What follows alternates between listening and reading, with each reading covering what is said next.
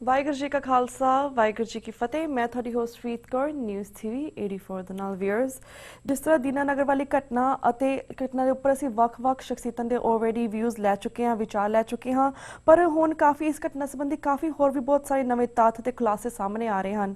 ਸੋ ਅੱਜ ਅਸੀਂ ਇਸ ਦੀਨਾਨਗਰ ਕਾਂਡ ਅਤੇ ਯਕੂਬ ਮੈਮਨ ਦੇ ਕੇਸ ਸੰਬੰਧੀ ਗੱਲਬਾਤ ਕਰਨ ਜਾਵਾਂਗੇ। ਪਹਿਲੇ ਹਾਫ ਦੇ ਵਿੱਚ ਸ਼੍ਰੋਮਣੀ ਅਕਾਲੀ ਦਲ ਅੰਮ੍ਰਿਤਸਰ ਦੇ ਅਮਰੀਕਾ ਯੂਨੀਅਨ ਦੇ ਵਾਈਸ ਪ੍ਰੈਜ਼ੀਡੈਂਟ ਭਾਈ ਰੇਸ਼ਮ ਸਿੰਘ ਜੀ ਨਾਲ, ਜਿਹੜੇ ਕਿ ਬੇਕਰਸਫੀਲਡ ਕੈਲੀਫੋਰਨੀਆ ਤੋਂ ਸਾਡੇ ਨਾਲ ਫੋਨ ਲਾਈਨ ਤੇ ਜੁੜ ਚੁੱਕੇ ਨੇ। ਜੀ ਵੀਰ ਜੀ, ਵਾਹਿਗੁਰੂ ਜੀ ਕਾ ਖਾਲਸਾ ਵਾਹਿਗੁਰੂ ਜੀ ਕੀ ਫਤਿਹ।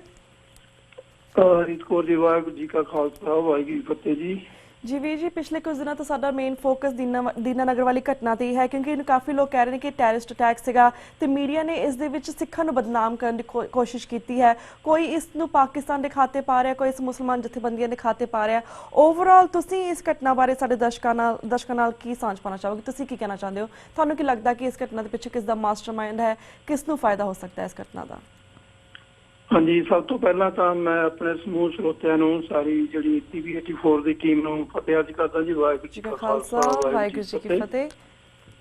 ਤੇ ਜਿਹੜੀ ਇਹ ਦੀਨਾਨਗਰ ਵਾਲੀ ਘਟਨਾ ਹੋਈ ਹੈ ਜੀ, ਇਹਦੇ ਬਾਰੇ ਕਾਫੀ ਕੁਝ ਹੁਣ ਸਾਹਮਣੇ ਆ ਗਿਆ ਹੈ, ਪਰ ਜਿਹੜਾ ਏਜੰਸੀਆਂ ਦੇ ਜਿਹੜੇ ਆਪਰੇਸ਼ਨ ਹੁੰਦੇ ਆ, ਹਾਂਜੀ, ਉਹਨਾਂ ਦੀ ਜਿਹੜੀ ਅਸਲੀਅਤ ਆ ਉਹ ਕਦੇ ਵੀ ਸਾਹਮਣੇ ਨਹੀਂ ਆਉਂਦੀ, ਕਿਉਂਕਿ ਏਜੰਸੀਆਂ ਆਪਰੇਸ਼ਨ ਜਿਹੜੀਆਂ ਬੜੇ ਆਰਗੇਨਾਈਜ਼ ਤਰੀਕੇ ਨਾਲ ਕਰਦੀਆਂ ਜੀ। ਇਹਦੇ 'ਚ ਕੋਈ ਵੀ ਗੱਲ ਜਿਹੜੀ ਸਾਬਤ ਨਹੀਂ ਕਰ ਸਕੇ ਵੀ ਬੰਦੇ ਜਿਹੜੇ ਉਹ ਪਾਕਿਸਤਾਨ ਤੋਂ ਆਏ ਸੀ ਜਾਂ ਉਹਨਾਂ ਨੇ, ਕਿਉਂਕਿ ਜੇ ਉਹਨੂੰ ਸਾਰੇ ਨੂੰ ਗੌਰ ਨਾਲ ਦੇਖੀਏ ਤਾਂ 8-9 ਕਿਲੋਮੀਟਰ ਦਾ ਸਫ਼ਰ ਤੈਅ ਕਰਕੇ ਆਉਣਾ ਹੈ, ਔਰ ਰਸਤੇ ਦੇ ਵਿੱਚ ਮਤਲਬ ਉਹ ਏਦਾਂ ਨਹੀਂ ਕਿ ਪਿੱਛੋਂ ਕਿਸੇ ਗੱਡੀ 'ਚ ਆਏ ਆ ਜਾਂ ਕੋਈ ਉਹਨਾਂ ਦੇ ਕੋਲ ਹੋਰ ਸਾਧਨ ਸੀ।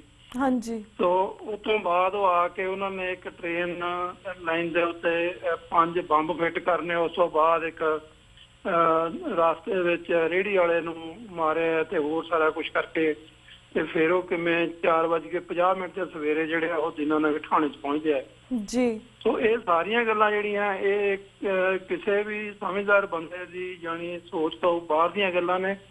ਇਹ ਮਨ ਘੜਤ ਕਹਾਣੀਆਂ ਬਣਾਈਆਂ ਗਈਆਂ ਏਜੰਸੀਆਂ ਵੱਲੋਂ। ਅਸਲ ਦੇ ਵਿੱਚ ਇਹ ਜਿਹੜਾ ਆਪਰੇਸ਼ਨ ਹੈ ਇਹ ਪੰਜਾਬ ਦੀ ਸਰਕਾਰ ਤੇ ਪੰਜਾਬ ਦਾ ਜਿਹੜਾ DGP ਹੈ ਉਹ ਜਿਹੋ ਜਿਹਾ ਪੰਜਾਬ ਦੇ ਵਿੱਚ ਮਾਹੌਲ ਬਣ ਰਿਹਾ ਸੀਗਾ ਜਾਂ ਬਾਪੂ ਸੂਰ ਸਿੰਘ ਉਹਨਾਂ ਦੇ ਸੰਘਰਸ਼ ਦੇ ਨਾਲ ਜਿਸ ਨਾਲ ਸਿੱਖ ਕੌਮ ਜਿਹੜੀ ਆਰਗੇਨਾਈਜ਼ ਹੋ ਰਹੀ ਸੀਗੀ ਕਿ ਉਹਨਾਂ ਬੰਦੀ ਸਿੰਘਾਂ ਨੂੰ ਛਡਾਉਣ ਵਾਸਤੇ ਜਿੰਨਾ ਲੋਕਾਂ ਦੇ ਵਿੱਚ ਉਤਸ਼ਾਹ ਸੀਗਾ ਉਹਦੇ ਤੋਂ ਉਹਨਾਂ ਨੂੰ ਇਉਂ ਲੱਗ ਰਿਹਾ ਸੀਗਾ ਵੀ ਇਹਦਾ ਉਹਨਾਂ ਕੋਲ ਹੋਰ ਕੋਈ ਸੋਲੂਸ਼ਨ ਨਹੀਂ ਸੀ ਜੀ। ਉਹਨਾਂ ਨੇ ਪੰਜਾਬ ਦੇ ਵਿੱਚ ਇੱਕ ਹਵਾ ਖੜਾ ਕਰਨ ਵਾਸਤੇ ਆਪਰੇਸ਼ਨ ਜਿਹੜਾ ਕੀਤਾ ਏਜੰਸੀਆਂ ਨੇ, ਔਰ ਉਹ ਆਪਣੇ ਕੰਮ ਦੇ ਵਿੱਚ ਕਿੰਨੇ ਕੁ ਕਾਮਯਾਬ ਹੋਏ ਆ ਇਹ ਆਉਣ ਵਾਲਾ ਸਮਾਂ ਦੱਸੇਗਾ।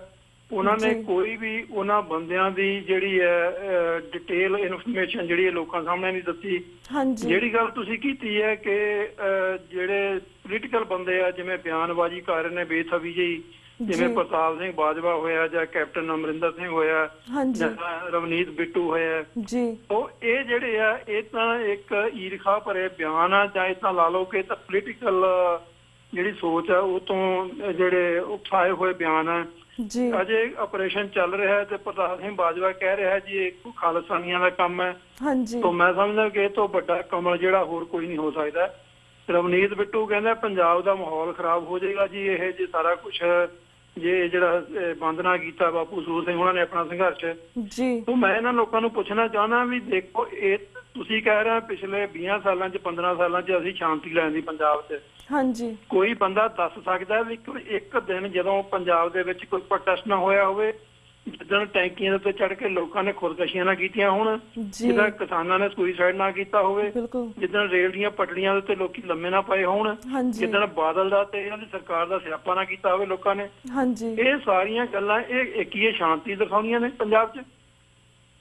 ਇਹ ਪਤਾ ਨਹੀਂ ਕਿਹੜੀ ਗੱਲ ਨੂੰ ਇਹ ਸ਼ਾਂਤੀ ਕਹਿੰਦੇ ਨੇ। ਕੋਈ ਸਿੱਖਾਂ ਨੂੰ ਬਹੁਤਾ ਚਾਅ ਨਹੀਂ ਚੜਿਆ ਹੋਇਆ ਵੀ ਉਹਨਾਂ ਨੇ ਹਰ ਵੇਲੇ ਗੰਨਾਂ ਜਿਹੜੀਆਂ ਉਹ ਸਰਾਣੇ ਰੱਖ ਕੇ ਸੌਣਾ ਹੈ, ਪਰ ਉਹਨਾਂ ਦੀ ਮਜਬੂਰੀ ਬਣਾ ਦਿੱਤੀ ਗਈ ਹੈ। ਉਹਨਾਂ ਨੂੰ ਆਪਣੀ ਐਗਜ਼ਿਸਟੈਂਸ ਵਾਸਤੇ, ਆਪਣੀ ਹੋਂਦ ਵਾਸਤੇ ਉਹਨਾਂ ਨੂੰ ਇਹ ਸਾਰਾ ਕੁਝ ਕਰਨਾ ਪਿਆ। ਪਰ ਅੱਜ ਜੇ ਸ਼ਾਂਤਮਈ ਤਰੀਕੇ ਨਾਲ ਜੇ ਲੋਕੀ ਆਪਣੀ ਗੱਲ ਕਰਦੇ ਆ ਤਾਂ ਉਹ ਵੀ ਇਹਨਾਂ ਕੋਲੋਂ ਇਹ ਬਰਦਾਸ਼ਤ ਨਹੀਂ ਹੁੰਦੀ ਤੇ ਇਹ ਜਾਣ ਬੁੱਝ ਕੇ ਪੰਜਾਬ ਦਾ ਜਿਹੜਾ ਮਾਹੌਲ ਖਰਾਬ ਕਰ ਰਹੇ ਆ। ਪ੍ਰਕਾਸ਼ ਸਿੰਘ ਬਾਦਲ ਨੇ ਜਿਹੜੀ ਗੱਲ ਕੀਤੀ ਹੈ ਕਿ ਪੰਜਾਬ ਦੇ ਵਿੱਚ ਸ਼ਾਂਤੀ ਜਿਹੜੀ ਉਹ ਭੰਗ ਨਹੀਂ ਹੋਣ ਦਿੱਤੀ ਜਾਊਗੀ। ਸੋ ਮੇਰਾ ਸਵਾਲ ਇਹ ਆ ਪ੍ਰਕਾਸ਼ ਸਿੰਘ ਬਾਦਲ ਨੂੰ, ਬਈ ਪੰਜਾਬ ਦੇ ਵਿੱਚ ਸ਼ਾਂਤੀ ਹੈ ਕਿੱਥੇ ਆ? ਤੁਸੀਂ ਸ਼ਾਂਤੀ ਨੂੰ ਕੀ ਸਮਝਦੇ ਹੋ? ਕਿਹੜੀ ਸ਼ਾਂਤੀ? ਜੇ ਤਾਂ ਜਿੱਦਾਂ ਬੇਅੰਤ ਸਿੰਘ ਨੇ ਸ਼ਾਂਤੀ ਲਿਖਦੀ ਪੰਜਾਬ 'ਚ ਕਿ ਪੰਜਾਬ ਦਾ 50,000 ਪੁੱਤ ਜਿਹੜਾ ਉਹ ਮਾਰ ਕੇ ਤੇ ਉਹਨਾਂ ਦੇ ਸਿਵੇ ਬਾਲ ਕੇ ਤੇ ਤੁਸੀਂ ਪੰਜਾਬ 'ਚ ਸ਼ਾਂਤੀ ਲਿਆਉਣ ਦੀ ਗੱਲ ਕਰਦੇ ਆ ਤੇ ਆਉਣ ਵਾਲੇ ਸਮੇਂ 'ਚ ਇਹ ਵੀ ਯਾਦ ਰੱਖੋ ਵੀ ਤੁਹਾਡੇ ਘਰਾਂ 'ਚ ਵੀ ਸ਼ਾਂਤੀ ਹੋ ਸਕਦੀ ਹੈ ਫਿਰ। ਹਾਂਜੀ। ਤਾਂ ਇਹ ਗੱਲਾਂ ਕਰਨੀਆਂ ਕਿ ਹਾਂਜੀ ਪੰਜਾਬ ਦੇ ਵਿੱਚ ਅਸੀਂ ਸ਼ਾਂਤੀ ਲੈਣ ਦੀ ਹੈ ਜੀ। ਜੇ ਤੁਸੀਂ ਇਹ ਨਹੀਂ ਅਜੇ ਤੱਕ ਕਿਸੇ ਨੂੰ ਲੇਖਾ ਜੋਖਾ ਦਿੱਤਾ ਵੀ ਜਿਹੜਾ 1.5 ਲੱਖ ਸਿੰਘ ਸਿੰਘਣੀਆਂ ਸ਼ਹੀਦ ਕੀਤੇ ਨੇ, ਬਜ਼ੁਰਗ ਮਾਵਾਂ ਬੱਚੀਆਂ ਭੈਣਾਂ ਜਿਹੜੀਆਂ ਉਹਨਾਂ ਨੂੰ ਬੇਪਤ ਕੀਤਾ ਕਿ ਥਾਣਿਆਂ 'ਚ ਲਿਆ ਕੇ ਉਹਦਾ ਲੇਖਾ ਜੋਖਾ ਅਜੇ ਤੁਸੀਂ ਅਜੇ ਦੇਣਾ ਹੈ ਲੋਕਾਂ ਨੂੰ। ਹਾਂਜੀ। ਜਿਹੜੀ ਸ਼ਾਂਤੀ ਦੀ ਗੱਲ ਤੁਸੀਂ ਕਰਦੇ ਆ ਜਾਂ ਜਿਹੜੇ ਡਿੰਗਾ ਮਾਰਦੇ ਆ ਜਿਹੜੇ ਸੈਂਟਰ ਦੀ ਸਰਕਾਰ ਨੂੰ ਖੁਸ਼ ਕਰਨ ਵਾਸਤੇ, ਦੂਜਾ ਉਹਦੇ ਪਿੱਛੇ ਜਿਹੜਾ ਇੱਕ ਮਕਸਦ ਜਿਹੜਾ ਮੈਨੂੰ ਸਾਫ਼ ਕਲੀਅਰ ਦਿਸਦਾ ਹੈ ਜੀ ਕਿ ਬੀਜੇਪੀ ਹੈ ਉਹ ਬਾਦਲ ਦੇ ਉੱਤੇ ਭਾਰੂ ਹੋ ਰਹੀ ਹੈ ਪੰਜਾਬ ਦੇ ਵਿੱਚ। ਹਾਂਜੀ।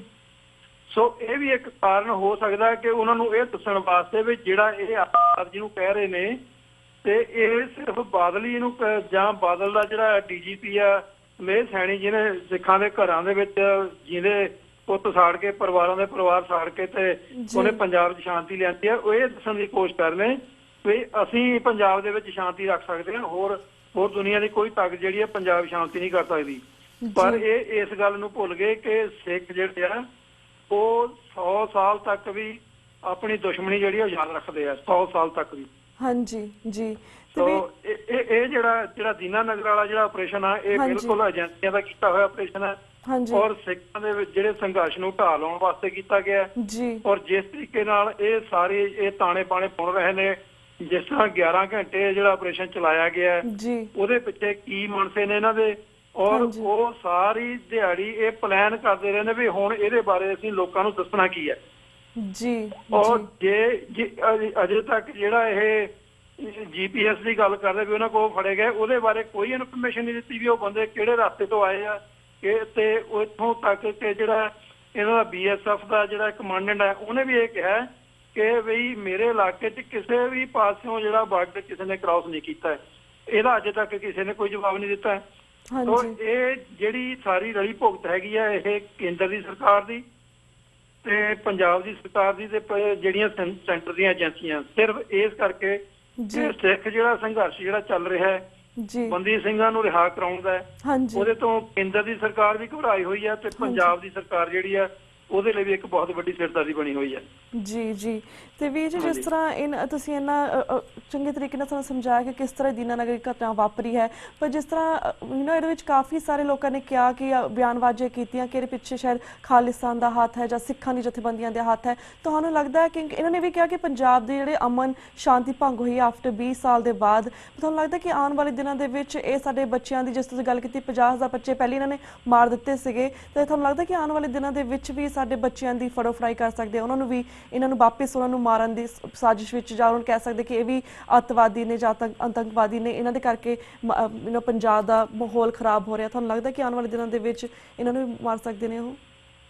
ਦੇਖੋ, ਜਦੋਂ ਤੋਂ ਇਹਨਾਂ ਨੇ ਡੀਜੀਪੀ ਸੈਣੀ ਨੂੰ ਲੈ ਕੇ ਆਂਦਾ ਹੈ ਜੀ, ਉਸ ਦਿਨ ਤੋਂ ਇਹ ਤਾਣੇ ਬਾਣੇ ਜਿਹੜੇ ਬੁਣ ਰਹੇ ਆ ਕਿ ਜਿਹੜੀ ਨਵੀਂ ਜਨਰੇਸ਼ਨ ਜਿਹੜੀ ਸਿੱਖਾਂ ਦੀ ਆ ਰਹੀ ਹੈ, ਜਿਨ੍ਹਾਂ ਦੇ ਦਿਮਾਗ ਦੇ ਵਿੱਚ ਇਹ ਗੱਲ ਜਿਹੜੀ ਬੈਠੀ ਹੋਈ ਹੈ ਕਿ ਜੋ ਕੋਈ ਸਾਡੇ ਨਾਲ ਹੋਇਆ 1984 ਦੇ ਵਿੱਚ ਜਾਂ ਉਸ ਤੋਂ ਬਾਅਦ ਜਿਵੇਂ ਸਾਡੇ ਸਿੰਘਾਂ ਨੂੰ ਚੁਣ ਚੁਣ ਕੇ ਮਾਰਿਆ ਗਿਆ, ਉਹ ਜਦੋਂ ਉਹ ਇਤਿਹਾਸ ਪੜ੍ਹਦੇ ਆ, ਜਦੋਂ ਉਹ ਸਾਰੀਆਂ ਤੁਸੀਂ ਇਹ ਗੱਲ ਜਿਹੜੀ ਆ ਧਿਆਨ ਨਾਲ ਦੇਖੋ, ਚਾਹੇ ਉਹ ਪੰਜਾਬ 'ਚ ਲੈ ਲਓ ਜਾਂ ਹਿੰਦੁਸਤਾਨ ਜਾਂ ਪੰਜਾਬ ਤੋਂ ਬਾਹਰ ਦੂਸਰੇ ਜਾਂ ਹਿੰਦੁਸਤਾਨ ਤੋਂ ਬਾਹਰ ਦੂਸਰੇ ਦੇਸ਼ਾਂ ਦੀ ਗੱਲ ਕਰੀਏ, ਅੱਜ ਜਿਹੜਾ ਬੱਚਾ ਜਿਹੜਾ 15-16 ਸਾਲ ਤੋਂ ਲੈ ਕੇ 25-30 ਸਾਲ ਦੀ ਉਮਰ ਤੱਕ ਅਸੀਂ ਦੇਖਦੇ ਹਾਂ, ਉਹ ਬਾਰ-ਬਾਰ ਜਿਹੜਾ ਸੰਤ ਜਰਨੈਲ ਸਿੰਘ ਭਿੰਡਰਾਂਵਾਲੇ ਦੀਆਂ ਜਿਹੜੀਆਂ ਸਪੀਚਜ਼ ਆ ਉਹਨਾਂ ਨੂੰ ਬਾਰ-ਬਾਰ ਸੁਣਦਾ ਹੈ ਜੀ। ਉਹ ਸੁਣ ਕੇ ਸੱਚਾਈ ਲੱਭਣੀ ਚਾਹੁੰਦਾ ਹੈ ਕਿ ਅਸਲ ਗੱਲ ਕਿੱਥੇ ਹੈ। ਜਿਹੜਾ ਇਹ ਬਾਰ-ਬਾਰ ਪ੍ਰਚਾਰ ਕੀਤਾ ਜਾਂਦਾ ਵੀ ਸਿੱਖ ਅੱਤਵਾਦੀ ਨੇ, ਸਿੱਖਾਂ ਨੇ ਆਹ ਕਰਤਾ, ਸਿੱਖ ਜਿਹੜੇ ਆ ਉਹਨਾਂ ਨੇ ਸੰਤ ਜਰਨੈਲ ਸਿੰਘ ਭਿੰਡਰਾਂਵਾਲੇ ਨੇ ਜੀ ਉਹਨਾਂ ਦਾ ਵੱਖਰਾ ਖਾਲਿਸਤਾਨ ਦੀ ਗੱਲ ਕਰਤੀ ਸੀ ਜੀ। ਜਦੋਂ ਇਹ ਸਿੱਖ ਨੌਜਵਾਨਾਂ ਨੂੰ ਗੱਲ ਕਲੀਅਰ ਹੋ ਗਈ ਕਿ ਭਾਈ ਇਹ ਇੱਕ ਬਹਾਨਾ ਬਣਾਇਆ ਗਿਆ,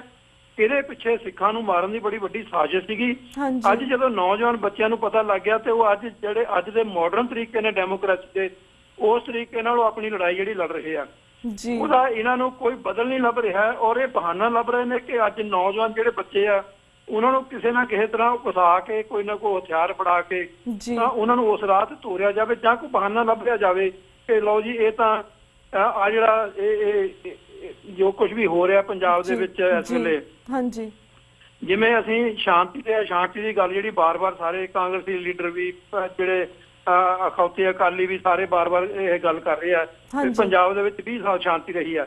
ਕਿਸੇ ਬੰਦੇ ਨੂੰ ਇਹਨਾਂ ਨੇ ਬੇਗੈਰਤਾਂ ਨੂੰ ਇਹ ਪੁੱਛਿਆ ਕਿ ਤੁਸੀਂ ਇਹ ਦੱਸੋ ਕਿ ਪਿਛਲੇ 20 ਸਾਲਾਂ ਵਿੱਚ ਕੀ ਕੋਈ ਸਿੱਖਾਂ ਦਾ ਪੁੱਤ ਮਾਰਿਆ ਗਿਆ ਕਿ ਨਹੀਂ? ਤੁਸੀਂ ਘਰਾਂ 'ਚੋਂ ਚੁਣ ਕੇ ਇੰਨੀ ਸ਼ਾਂਤੀ ਹੋਣ ਦੇ ਬਾਵਜੂਦ ਵੀ ਤੁਸੀਂ ਸਿੱਖਾਂ ਦੇ ਘਰਾਂ 'ਚੋਂ ਚੱਕ ਕੇ ਪੁੱਤ ਮਾਰੇ ਨੇ। ਜਿਹੜੇ ਧਰਮ ਦੀ ਗੱਲ ਕਰਦੇ ਆ, ਜਿਹੜੇ ਆਪਣੀ ਆਰਥਿਕਤਾ ਦੀ, ਆਪਣੀ ਰੁਜ਼ਗਾਰ ਦੀ ਗੱਲ ਕਰਦੇ ਆ, ਜਿਹੜੇ ਆਪਣੇ ਪੋਲੀਟੀਕਲ ਹੱਕਾਂ ਦੀ ਗੱਲ ਕਰਦੇ ਆ, ਸ਼ਾਂਤਮਈ ਤਰੀਕੇ ਨਾਲ ਕਰਦੇ ਆ, ਕੀ ਤੁਸੀਂ ਉਹਨਾਂ ਨੂੰ ਚੁਣ ਕੇ ਘਰਾਂ 'ਚੋਂ ਚੱਕ ਕੇ ਮਾਰਿਆ ਕਿ ਨਹੀਂ? ਜਸਪਾਲ ਸਿੰਘ ਚੌੜ ਸਿਨੇਮਾ ਅਜੇ ਬਹੁਤ ਪੁਰਾਣੀ ਗੱਲ ਨਹੀਂ ਹੈ, ਉਹਦੇ ਕਾਤਲਾਂ ਨੂੰ ਕਿਹੜੀ ਸਜ਼ਾ ਦਿੱਤੀ ਗਈ ਹੈ? ਕਿਹੜੀ ਸ਼ਾਂਤੀ ਦੀ ਗੱਲ ਕਰਦੇ ਨੇ ਇਹ?